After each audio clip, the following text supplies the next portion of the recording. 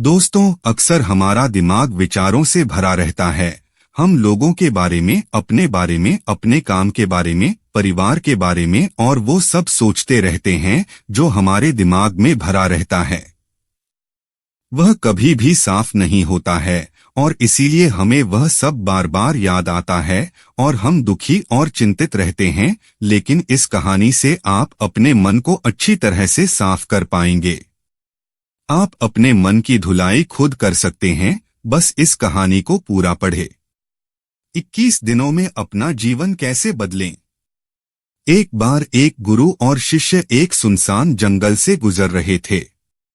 तभी शिष्य अपने गुरु से एक सवाल करता है।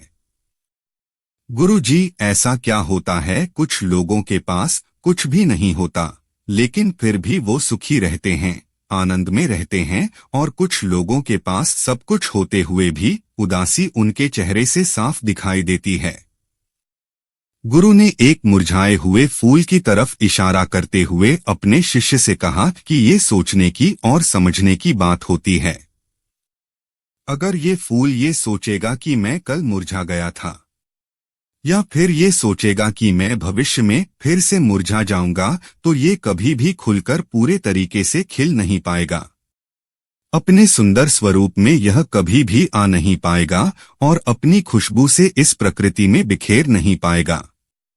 उसी प्रकार इंसान अपने अतीत की यादों में खोया रहता है या फिर अपनी भविष्य की कल्पनाएं करता रहता है, भविष्य के दुखों के बारे में सोचता रहता है या भूतकाल में जो उसके साथ बुरा घटित हुआ है उसके बारे में सोच सोच कर वो अपने भविष्य के लिए चिंतित होता रहता है। तो ऐसा मनुष्य जीवन में कभी भी सुख अनुभव नहीं कर सकता। यह समझने की बात होती है कि जीवन हमेशा वर्तमान में होता है। अतीत और भविष्य की कल्पनाएं हमेशा मनुष्य को मृत्यु की तरफ लेकर जाती है। इसलिए यह जरूरी हो जाता है कि जिस प्रकार हम अपने शरीर की देखभाल करते हैं, उसे बीमारियों से दूर रखने के लिए उसकी अंदर से गंदगी भी साफ करते रहते हैं, उसी प्रकार समय समय पर हमें अपने मन और मस्तिष्क की भी गंदगी साफ करते रहना चाहिए, उसकी धुलाई करते रहना चाहिए। इससे आपकी बुद्धि की क्षमता तो तेज होगी ही होगी, साथ ही साथ आप हमेशा आनंद में रहने का रहस्य जान पाओगे। शिष्य ने सवाल किया कि गुरुदेव, इससे पहले कि हम मन और मस्तिष्क पर चर्चा शुरू करें, इससे पहले मैं ये जानना चाहता हूँ कि जिन लोगों के पास सब कुछ होता है वो दुखी क्यों रहते हैं, और जिन लोगों के पास कुछ भी नहीं होता अक्सर वो आनंद में क्यों होते हैं। ये रहस्य क्या है? इसके पीछे क्या कारण हो सकता है? गुरु ने उत्तर दिया कि कुछ लोग जीवन में सब कुछ हासिल कर लेते हैं और सब कुछ हासिल कर लेने के बाद उन्हें सब चीजों की व्यर्थता पता चल जाती है। ऐसे लोगों को अक्सर ये एहसास जकड़ लेता है कि मैंने जीवन में जो कुछ भी पाया, जो कुछ भी किया, उससे भले ही मैंने सुख सुविधाएं हासिल कर ली हो, लेकिन मन की शांति अभी भी बहुत दूर है, अधूरी है, उस तक मैं पहुंच नहीं पाया। सब कुछ पाकर भी मैं अपने मन को जान नहीं पाया, और जब इंसान को ऐसा लगता है तो उसे महसूस होता है कि जो भी उसने कमाया वो कौड़ियों के भाव का था। उसने अपना जीवन बेकार की चीजों में यूं ही व्यर्थ कर दिया। और वहीं पर जिस इंसान के पास जीवन में कुछ भी नहीं होता है, उसके पास एक उम्मीद होती है, उस सब कुछ पाने की लालसा रखता है, और वही लालसा, वही इच्छा उसको जीवन में खुश रखती है, आगे बढ़ाती है, ऊर्जा से भरा हुआ रखती है। गुरु ने अपने हाथ से एक सूखे पेड़ की तरफ इशारा करते हुए कहा कि शिष्य, कभी तो यह पेड़ भी हरा भरा रहा होगा, फलों से लदा हुआ रहा होगा। अनेक प्रकार के पक्षी और जानवर इस पर कीड़ाएं करते होंगे, इसके फलों को खाते होंगे।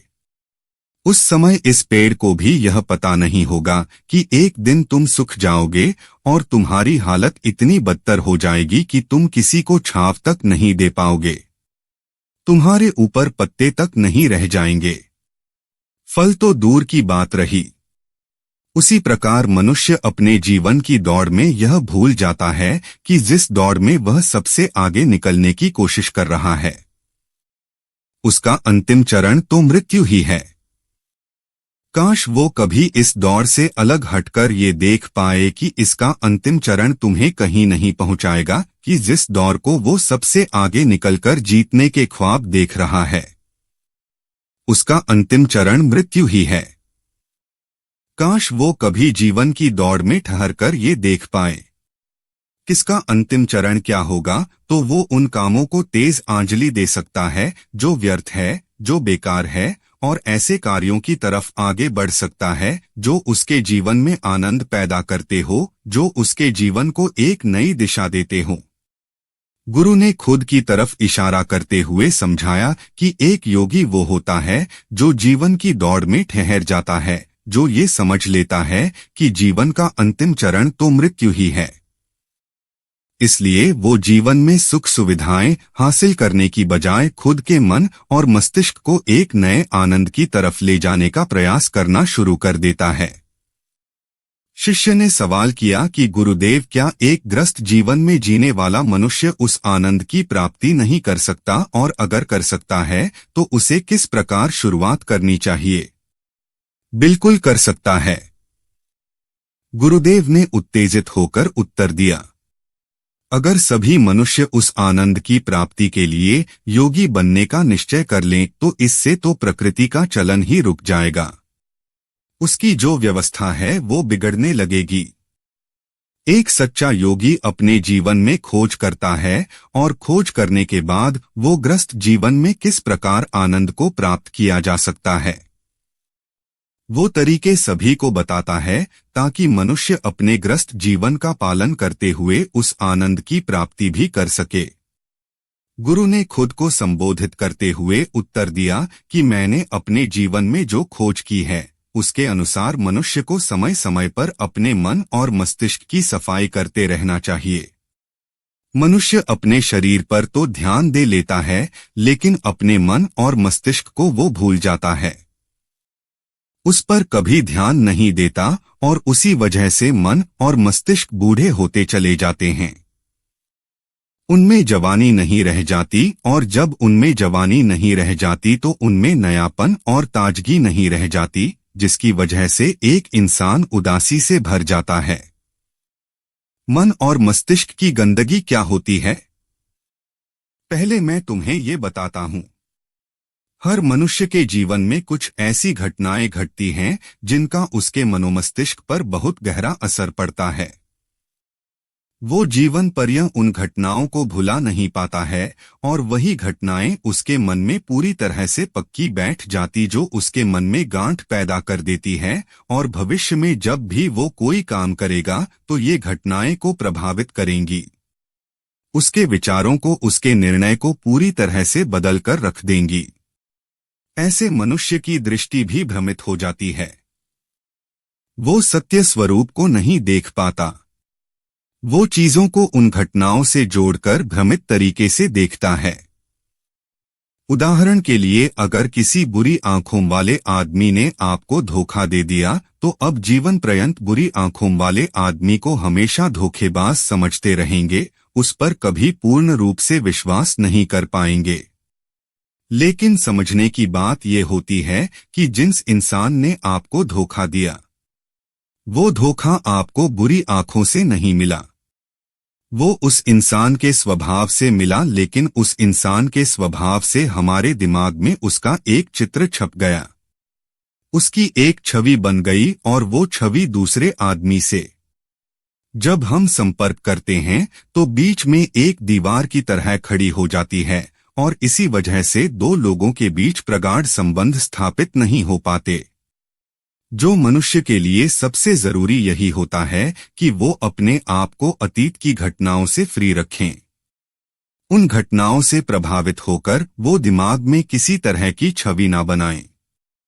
कुछ लोग इस बात पर ये सवाल खड़ा कर सकते हैं कि फिर जीवन के अनुभव किस काम आएंगे, लेकिन समझने की बात ये होती है कि हम जीवन के अनुभवों से भी भ्रमित तरीके से ज्ञान लेते हैं, सही तरीके से उनसे सीख ले ही नहीं पाते।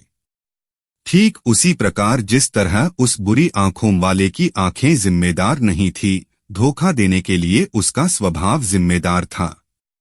लेकिन मनुष्य अपने अनुभव में उन बुरी आंखों को याद रखेगा, उस स्वभाव को भूल जाएगा।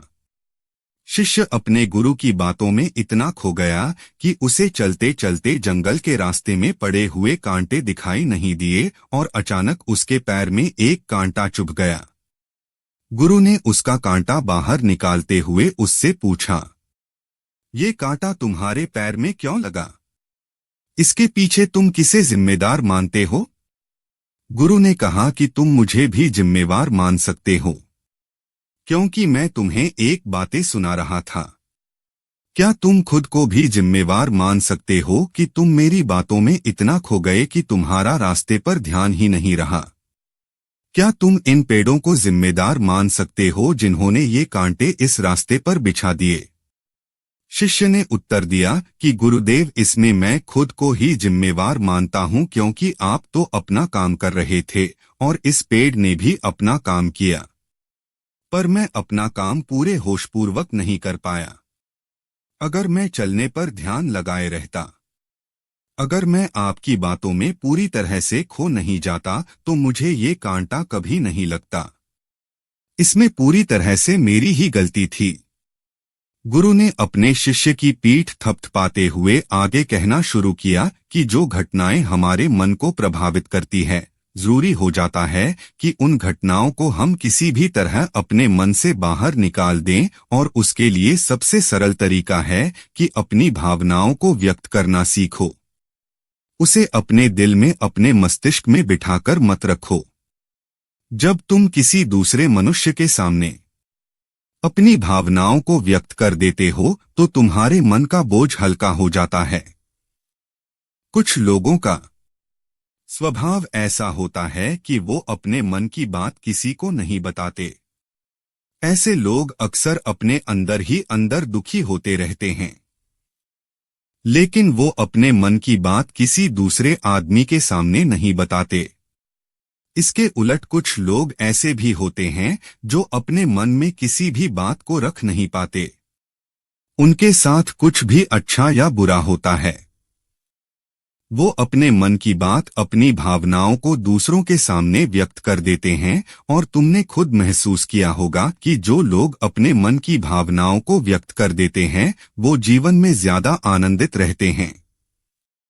कभी भी प्राकृतिक रूप से आए हुए वेग को रोकना नहीं चाहिए। जिस वेग को हम रोकने की कोशिश करते हैं, वो वेग हमें अंदर से ही खाने लग जाता है। अगर तुम्हारा मन किसी बुरी घटना पर रोने का हो रहा है, तो चीख चीख कर रो।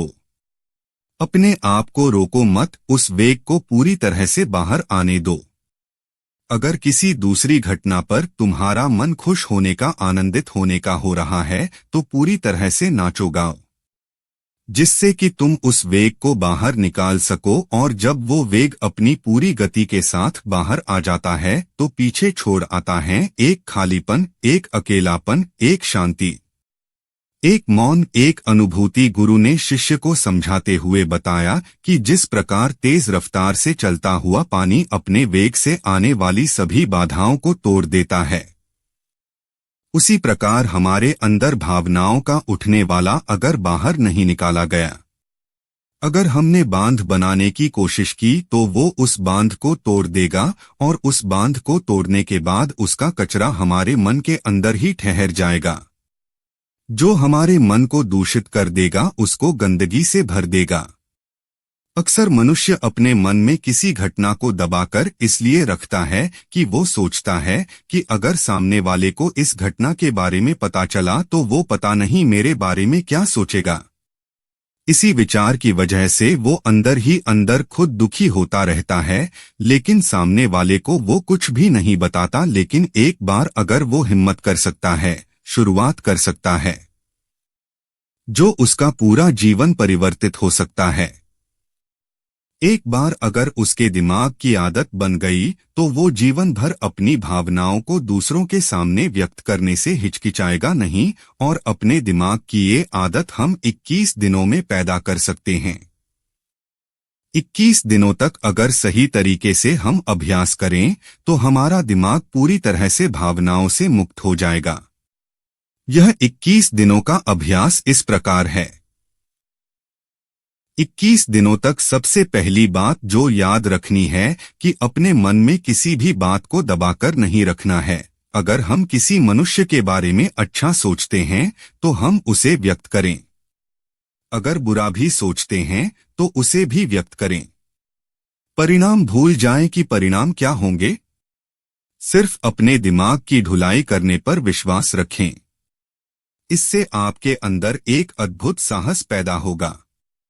जब आप किसी मनुष्य के बारे में वह सब बता पाएंगे जो आप उसके बारे में सोचते हैं, तो आप खुद सोचिए कि आपका खुद के ऊपर विश्वास कितना ज्यादा बढ़ जाएगा। आपके मन के सारे डर खत्म हो जाएंगे। हो सकता है कि इसमें आपको चुनौतियों का सामना करना पड़े, लेकिन जहां पर चुनौती नहीं होती वो कुछ अभ्यास भी नहीं होता। अभ्यास हमेशा चुनौतियों से भरा होना चाहिए। इससे आप सत्य वचन बोलने का अभ्यास भी कर पाएंगे। अक्सर हम दूसरों को प्रभावित करने के लिए वो सब बोलते हैं जो उन्हें अच्छा लगता है, लेकिन वो नहीं बोलते जो हम उनके बारे में सचमुच में सोचते हैं, और यही हमारी सबसे बड़ी भूल हो जाती है। इससे हमारा पूरा अस्तित्व झूठ बनकर रह जाता है। और अपनी भावनाओं को व्यक्त करते समय यह भी जरूर ध्यान रखें कि आपके अंदर जो भावनाएं उस इंसान के प्रति उठ रही हैं, उनके पीछे का मूलभूत कारण क्या है। उदाहरण के लिए, जब एक नौकर अपने मालिक के लिए कोई काम करता है और वो काम अच्छे से नहीं कर पाता है तो मालिक उसे डांट फटकार देता है, जिससे उसके अंदर उसके प्रति क्रोध की भावना ये उठती है। लेकिन समझने की बात यह होती है कि मालिक तो आपको कहेगा ही, वो तो डांटेगा ही। अगर आप काम अच्छे से नहीं करेंगे तो अगर आप काम अच्छे से कर रहे हैं और फिर भी आपका मालिक आपके साथ अच्छा व्यवहार नहीं कर रहा है, तो आप खुलकर अपने मालिक को अपनी भावनाएं व्यक्त कर सकते हैं, बिना ये सोचे कि इसका परिणाम क्या होगा। अगर आप इस भावना को उठाएंगे तो आप अपनी नजरों में खुद ही नीचे गिरने लग जाएंगे। आपका आत्मविश्वास बिल्कुल खत्म हो जाएगा। दूसरा अभ्यास जो तुम्हें 21 दिनों तक करना है वो ये है कि जो भी घटनाएं तुम्हारे साथ घटित होती है, कम से कम जीवन में एक इंसान ऐसा होना चाहिए जिसके सामने तुम अपने दिल की बात रख सको। चाहे अच्छी बात हो चाहे बुरी बात हो, वो सब बातें तुम बिना कुछ सोचे विचारे, बिना इस डर से कि वो इंसान तुम्हारे बारे में क्या सोचेगा, तुम उस इंसान को अपनी सारी बातें बता सको और वो इंसान तुम्हारी सारी बातें सुनने के बाद तुम्हारे लिए कोई छवि पैदा ना करें। ऐसे इंसान अपने जीवन में खोजो और उनके सामने अपनी सारी भावनाएं व्यक्त करने की कोशिश करो। दिन में जो कुछ भी घटित होता है, अच्छा लगता है, बुरा लगता है, किसी के प्रति आकर्षण होता है, उसको एक दोस्त की तरह बताने का प्रयास करो। इससे तुम्हें ये पता चल पाएगा कि तुम्हारा मन घटनाओं के प्रति किस प्रकार की भावनाएं पैदा करता है। तुम अपने मन को समझने में सक्षम हो पाओगे। जब तुम किसी दूसरे आदमी को ये सारी बातें बताते हो तो तुम खुद भी अपनी प्रतिक्रिया रोके उस घटना के प्रति तुम्हारा क्या रवैया रहा है, उसके प्रति खुद का आकलन भी कर पाते हो। और तीसरा अभ्यास जो तुम्हारे मन को खाली रखेगा वह है योग। ये चर्चा खत्म होते होते गुरु और शिष्य उस जंगल को पार करके अपने आश्रम में पहुंच चुके थे। तो दोस्तों, उम्मीद करता हूं आपको इस कहानी से एक अच्छी सीख मिली होगी। यह कहानी आपको कैसी लगी हमें कमेंट बॉक्स में कमेंट करके जरूर बताएं, और साथ ही इस कहानी को अपने दोस्तों के साथ जरूर शेयर करें ताकि उन्हें भी इस कहानी से कुछ सीखने को मिल सके। धन्यवाद।